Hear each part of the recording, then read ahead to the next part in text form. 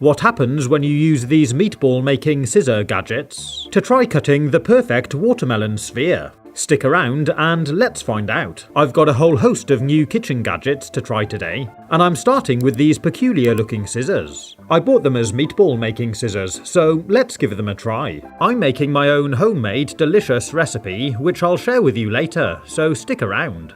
And when it's all mixed together, they're ready to try out. I brushed the inside of each half with some olive oil to help stop the meat from sticking. Then I dived in and took a scoopful. You can see it's kind of bursting out at the seams, so you need to remove any excess. And it's looking pretty good. I popped it out onto a plate, and to be fair, it's made a really good, nicely compacted meatball that sticks together well.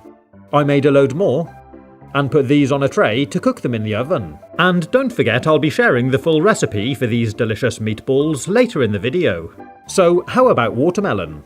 I cut this one in half, and I'm using the smaller sized scissors this time to try and cut a sphere. So the first bite I took out, I just couldn't get any depth. It just took a nibble off the top. Same again. It's too difficult to push the tool in to make a sphere, so this time I'm holding it with a bit more leverage and I'm trying to scoop some out. It's better, but still not very good. So I try to push really hard to take a big chunk out. But again, it's just no good really. Even when I try biting a piece off a corner, like this, it's still not quite as good as I'd like.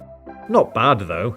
I do have one of these small watermelon ball making gadgets, which works like this.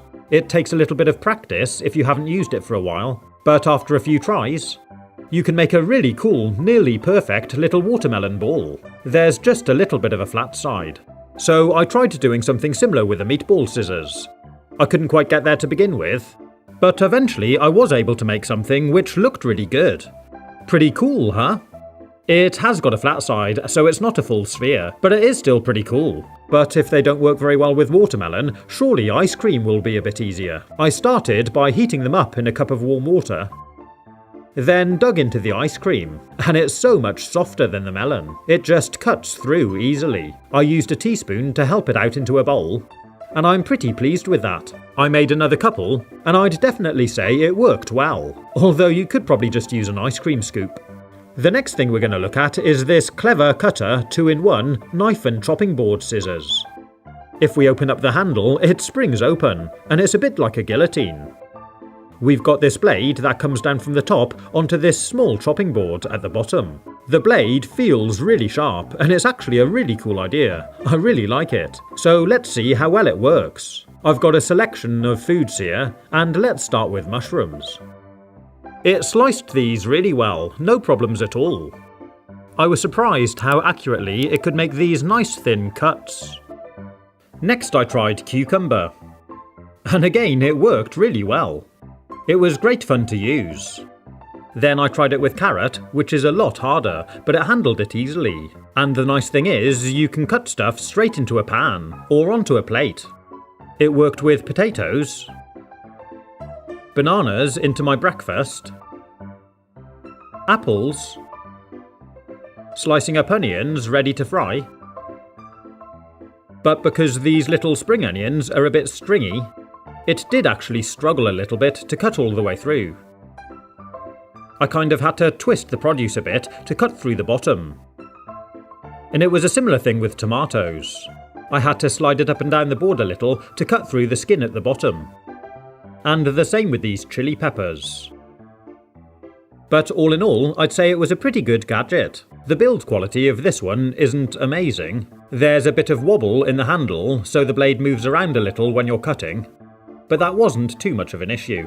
And you can detach it in the middle for cleaning.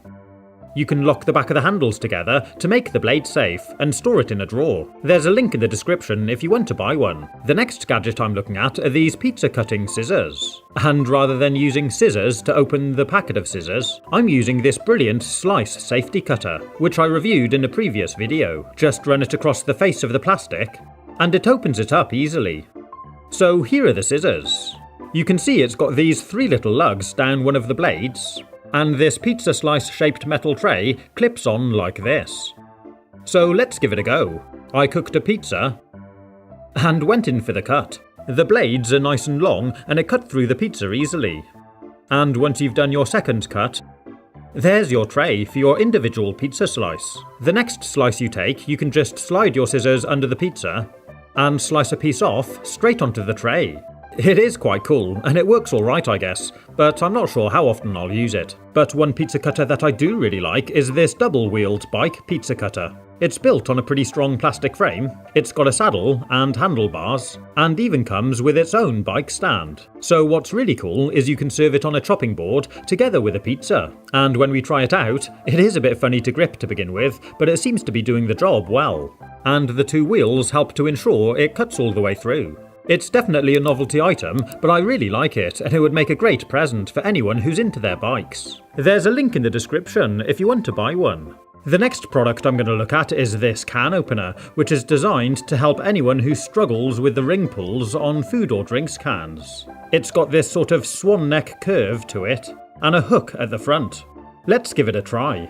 So you slide it under the ring pull, like this, then bend it back to lift up the tab, then push it all forward. And it's opened the drink. That was easy. And on this can of food, you just slide it under the ring pull, then pull back on the handle, and it peels back the top. I was definitely impressed with this gadget. I can see how it would be very useful for some people. But there is a bit of a technique to it. If you pull it up too far, you can just snap off the pull. So it's time for my meatball recipe. I started with 500 grams of minced beef in a bowl. If you like, you could use a mixture of different meats. Then I added a bowl of breadcrumbs, another of finely chopped onions. I beat together a couple of eggs and added that. Then added a bowl of grated Parmesan cheese. And finally some freshly cut coriander, which I cut with my herb slicing gadget. Once you've added all those, start mixing it all together. You could use your hands, but I'm using this spatula to cut it back and forth between the meat. Keep going, and whilst you're mixing it, season it with some salt and pepper. And that's our meatball mix made. I baked them in the oven on a medium heat for 25 minutes, until they were browned and cooked all the way through. Then I transferred them into my pan of tomato sauce. This was a blend of tomatoes, onion, mushrooms, garlic, and some sweet corn. I left them stewing in here for 10 minutes, then served them on a bed of tagliatelle with plenty of sauce. Finally, I drizzled over some olive oil and added some fresh basil. And it's ready to serve. If you want to see more of my kitchen gadget videos, or maybe some cooking or food hacks, you can click on the links. Have fun, stay safe, and as always, thanks for watching.